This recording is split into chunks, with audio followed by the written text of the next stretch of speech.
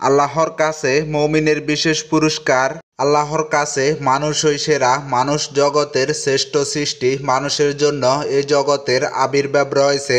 জগতে শুধু মানুষের কাজের হিসাব নিকেশ আছে, পরকালে আছে জান্নাত ও জাহান্নাম। যারা আল্লাহর বিধান মতে চলবে তারাই সফল হবে, তাদের জীবন হবে সুখময় ও আলোকিত। তাদের প্রতিটি ভালো কাজের বিনিময় আল্লাহ তাআলা পৃথক পুরস্কার দেওয়ার কথা ঘোষণা করেছেন।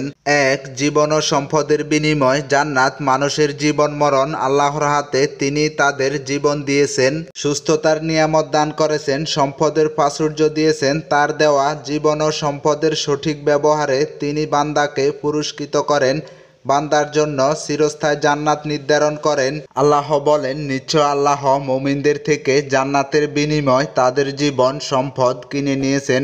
তারা আল্লাহর রাস্তায় যুদ্ধ করে, অতঃপর তারা হত্যা করে অথবা নিহত হয়।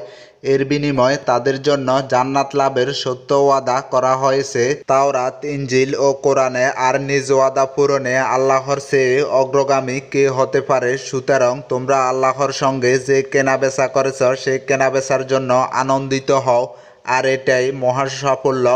সূরা তাওবা আয়াত নাম্বার 111। 2, বিপদে গুনাহ মাফ হয়। জীবনের তাগিদে, বাস্তবতার প্রয়োজনে ও রিজিকের অন্বেষণে বহু অভিজ্ঞতার ভেতর দিয়ে জীবনকে পরিচালিত করতে হয়।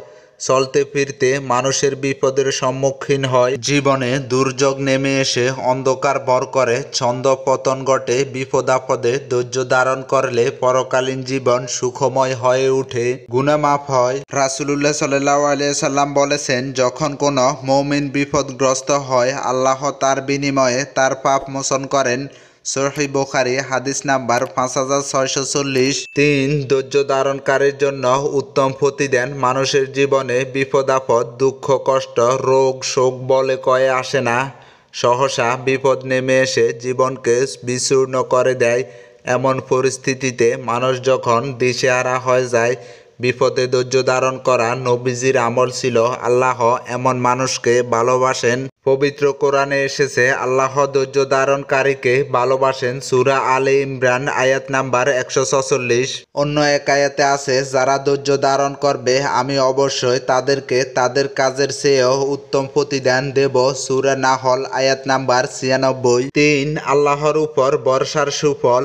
কাঙ্ক্ষিত ইচ্ছা পূরণ না হলে মানুষ ভেঙে পড়ে, হতাশায় মুষড়ে পড়ে। আল্লাহর উপর ভরসা ব্যক্তিকে সাহসী করে, জীবনকে সুন্দর করে, আখিরাতের জীবনের সুখময় জীবনের নিশ্চিত করে।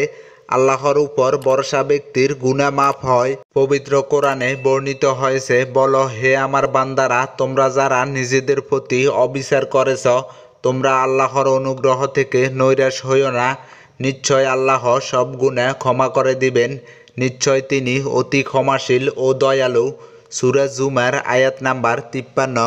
4, সৎ কাজের বিনিময় জান্নাত। মুমিনের জীবনের প্রার্থনা ও জান্নাত, জীবন সফলতার চূড়ান্ত ধাপ, আশীর্বাদ।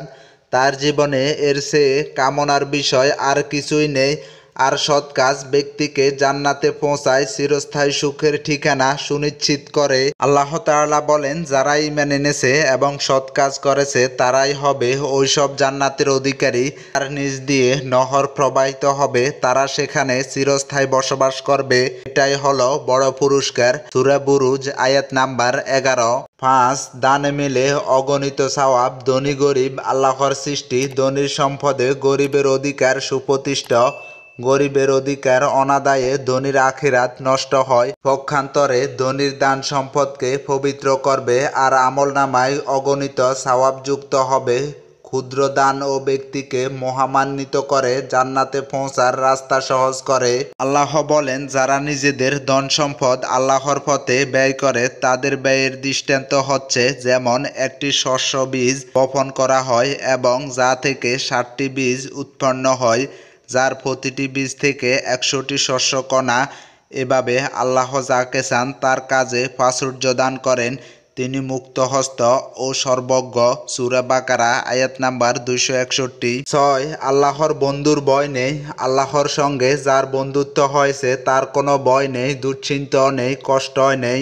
অভিযোগ অনুযোগ নেই। আল্লাহ তার সব কিছু সহজ করে দেন, তার হৃদয়কে অপার্থিব আনন্দে ভরে রাখেন। জগতের সবাই মিলেও আল্লাহর বন্ধুর কোনো ক্ষতি করতে পারবে না। আল্লাহ বলেন, জেনে রেখো আল্লাহর বন্ধুদের কোনো ভয় নেই এবং তারা দুশ্চিন্তাগ্রস্ত হবে না।